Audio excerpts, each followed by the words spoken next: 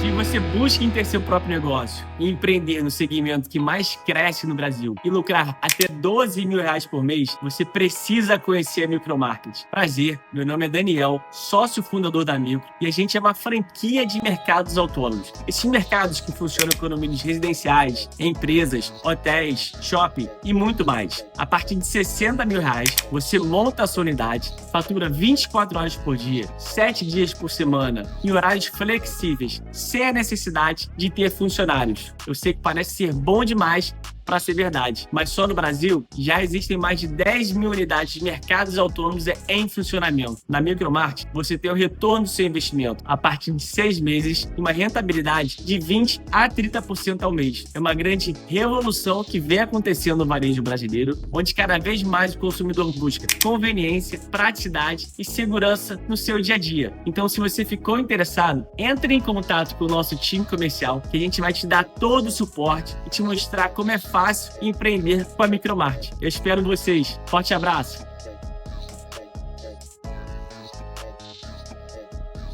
Alô, amigos, alô, turma, um grande abraço. Um abraço a todos vocês ligados aqui no canal Atenção Vascaínos. Estamos chegando nesse sabadão, sábado bem cedinho, dia 24 de janeiro de 2026. Chegamos aqui em nome da 7Cabet. A gente fala de Vasco aqui no canal Atenção Vascaínos, mas também traz novidades. Ia ser muito grande. A 7Cabet entrou em campo com a V para elevar o nível de diversão e de confiança. Quer vantagem?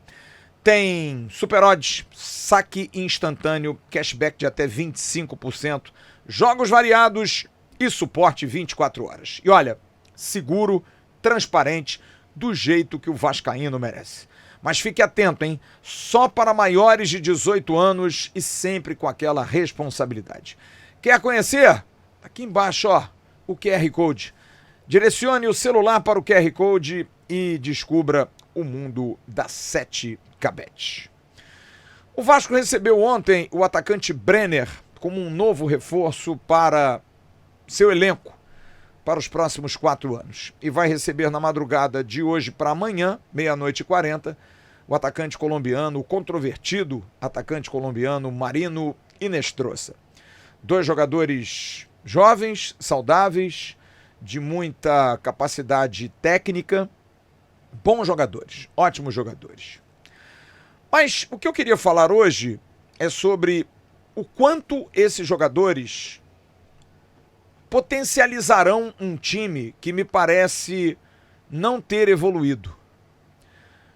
Não há dúvida que a troca de treinador no mundo do futebol é sempre algo que me parece ser a solução para tudo. Trocar o técnico, tirar o técnico, mexer na comissão técnica é sempre mais rápido de solucionar do que trocar um time. O treinador de futebol, ele é um solitário. O treinador de futebol, ele é o mordomo da história. Ele sempre paga o preço pelo fato de estar sozinho e, mais uma vez, por ser um. É mais fácil tirar um do que tirar 11. O que faz um treinador de futebol ser demitido? Resultados ruins? Sim. Mas às vezes um treinador se sustenta, mesmo perdendo, quando o seu trabalho é bom. Quando você vê que o time joga em cima, que o time consegue vencer duelos na partida, mas uma bola vadia você toma um gol.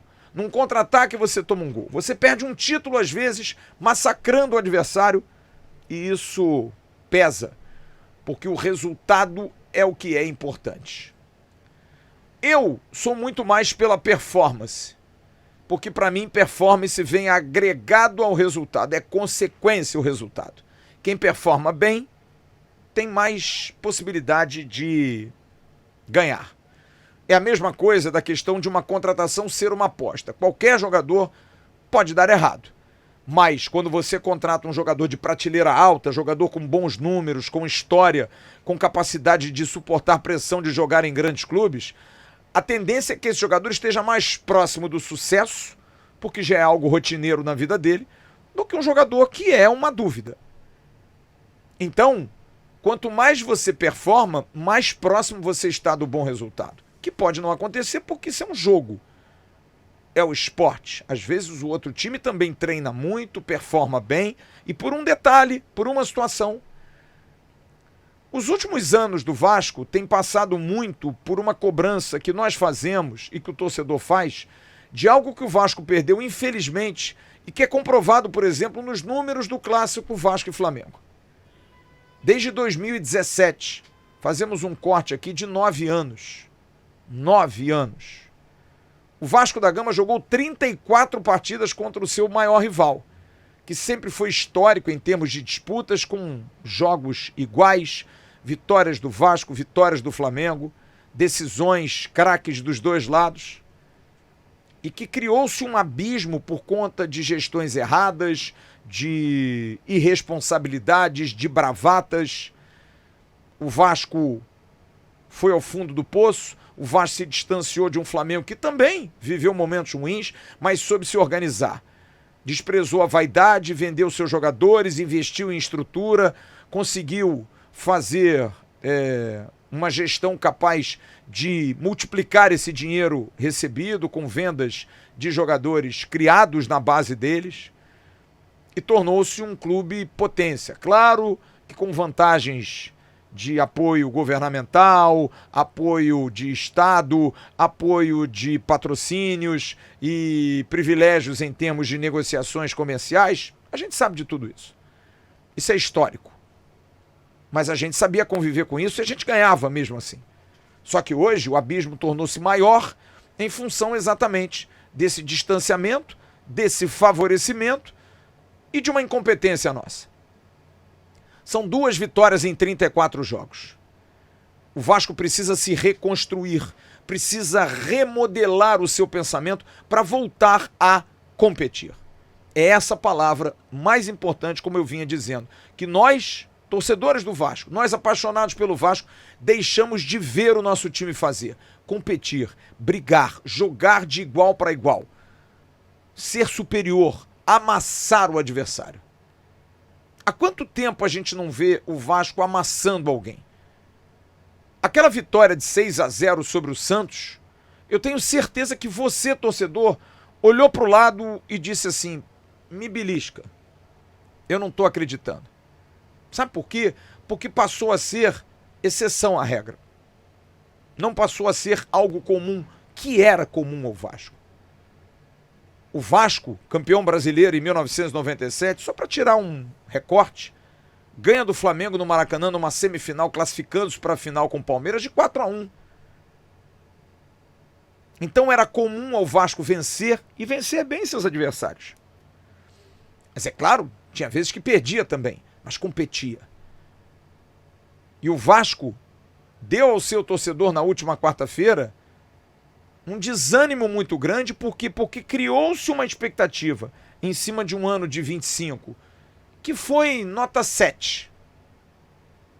Poxa, mas o Vasco chegou à final da Copa do Brasil, mas fez um péssimo Campeonato Brasileiro. Fez uma péssima Sul-Americana. Eu não vou sofismar a temporada do Vasco achando que é nota 10 porque nós chegamos à final da Copa do Brasil e perdemos. Foi legal, mas foi longe de ser Vasco. E eu entendo que isso faz parte de uma reconstrução, isso faz parte de um processo, isso faz parte de uma melhoria. E cabe à direção do Vasco e ao técnico Fernando Diniz e aos jogadores ajustar isso. Não é colocar a culpa em ninguém de tantos anos de erros, mas hoje quem está no barco precisa entender que esse barco está desgovernado há muito tempo. O presidente Pedrinho, que já viveu dentro desse barco como alguém que remava, hoje é o capitão. E ele sabe o que é preciso fazer. E ele está fazendo. Sou um crítico à gestão Pedrinho no futebol. Na área administrativa, até porque conheço um pouco, mas também não me aprofundo muito, porque eu não sou advogado, não sou um gestor esportivo, não sou um CEO de grandes empresas. A gente também precisa falar e versar sobre aquilo que a gente conhece. Mas me parece que todas as soluções arrumadas têm sido razoavelmente boas, têm trazido ao Vasco uma instabilidade administrativa, financeira, jurídica. O Vasco hoje é um clube mais organizado e que vai demandar um tempo para, quem sabe, alcançar o nosso rival Flamengo. O Vasco começa hoje, eu estou dizendo hoje como força de expressão, nesses últimos anos, a fazer o que o Flamengo fez lá atrás. Ali pelos anos de 2015, 2016, que também não tem muito tempo. O Flamengo passa um maior momento da vida dele nos últimos 10 anos. Mas porque se organizou. E eu estou citando eles porque eles são, sim. Apesar do torcedor do Vasco ficar com essa bobagem, não fala deles. Sim, eu vou falar. Porque eles são uma referência, a gente precisa entender isso. Porque perder a decisão da Copa do Brasil para o Corinthians é duro quando você vê do outro lado um clube zoneado, um clube bagunçado, um clube sem organização, um clube com um presidente afastado, impeachmentado, enfim. É duro você perder para alguém que preza pela bagunça. Perder para o Flamengo é muito duro, mas é justo quando a gente vê, quarta-feira, o retrato de um clube que com 9 dias tem uma reunião que, pela rivalidade, e isso me agrada, porque comprova de que mesmo no momento ainda difícil, o Vasco incomoda eles demais, eles resolvem, não, vamos ao jogo e vamos colocar o nosso time principal. E foi um massacre. Um massacre.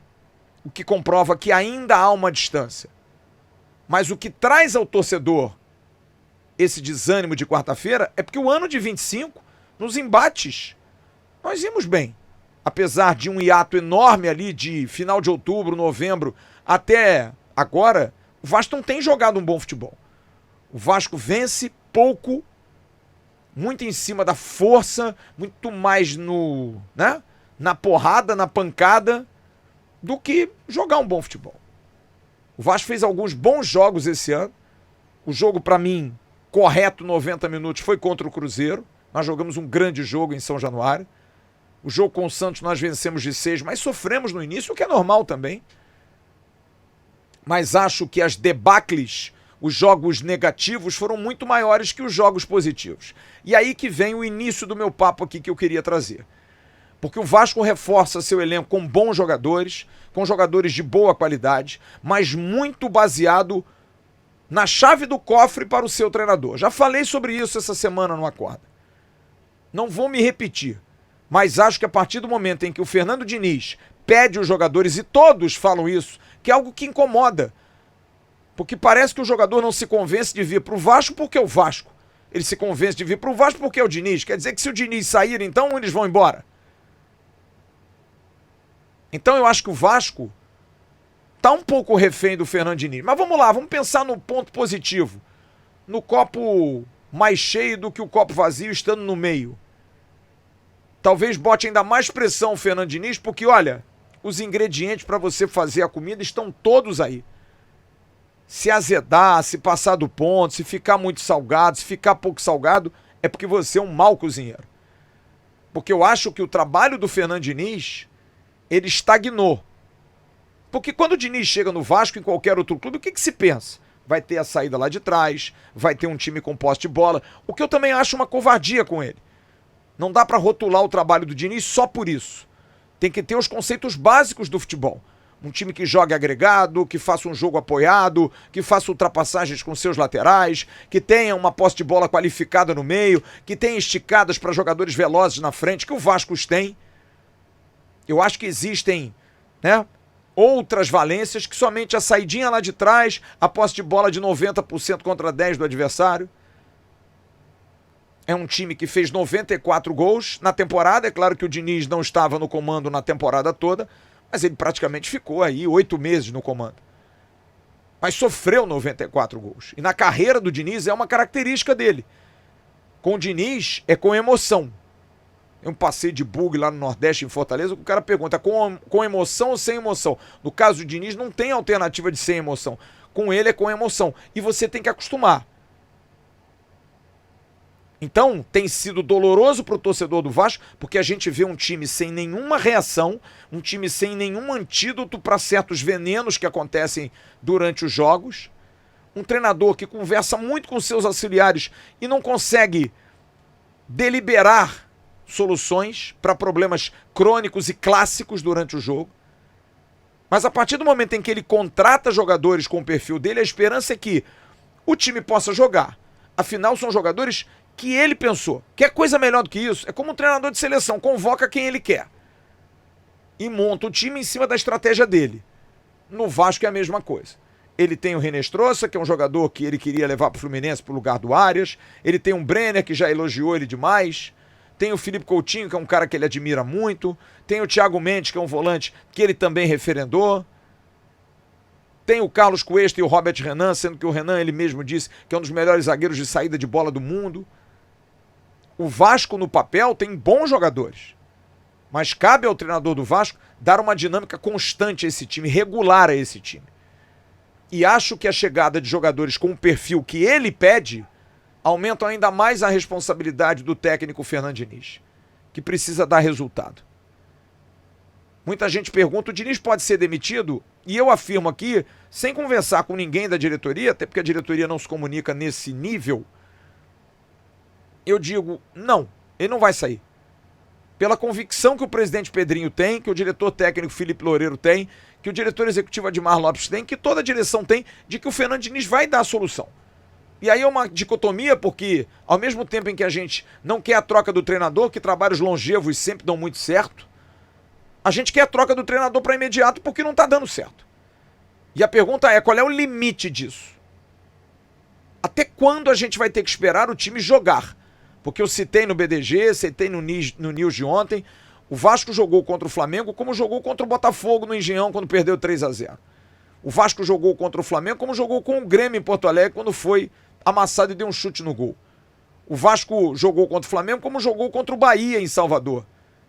O Vasco jogou contra o Flamengo como jogou com o Juventude em Caxias do Sul depois de ganhar do Santos. Sem passar no meio de campo depois de ganhar do Santos e você dizer assim, pô, vamos atropelar o Juventude. E você não dá um chute no gol. Então são situações recorrentes. O Vasco foi amassado pelo Botafogo em Brasília, no jogo da volta do Mundial. Para pensar um pouquinho mais para trás. O Vasco jogou um futebol muito ruim contra o Fluminense no início do Campeonato Brasileiro. Fez 1-0, o gol do Ryan, virou o Fluminense. O Fluminense foi muito melhor, muito mais dominante no jogo.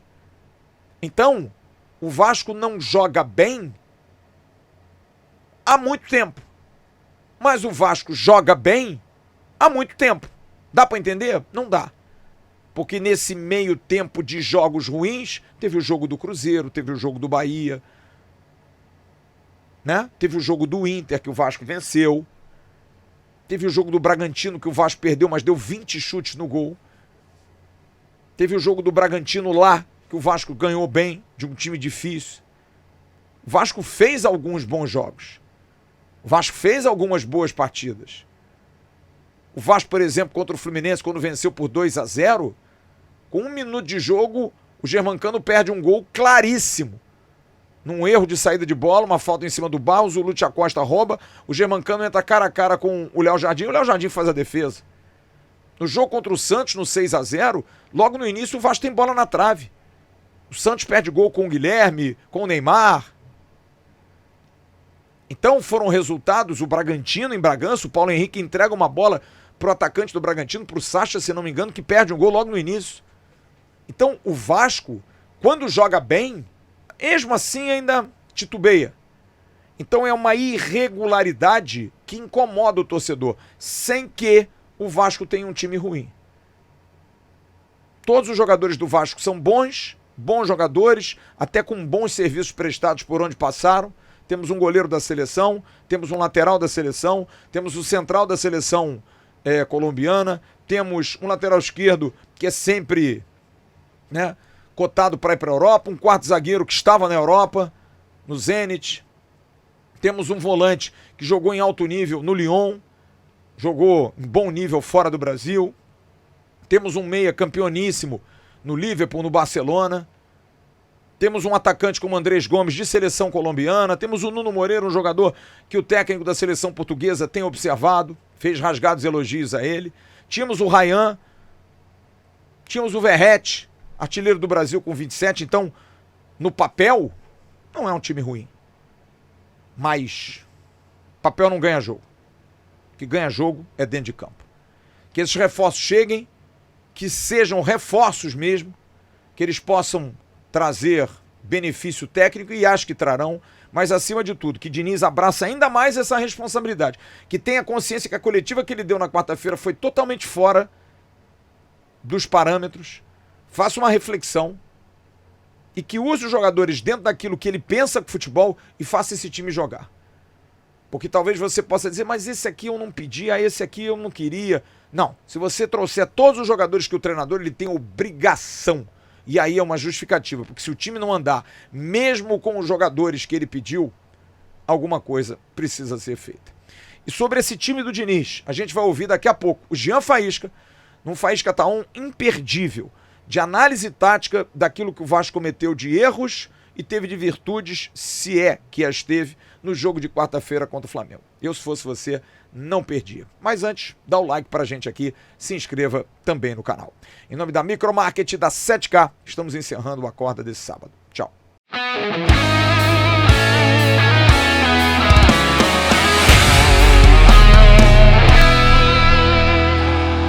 Para Roberto Dinamite, sozinho, atenção, vai enfiar, gol!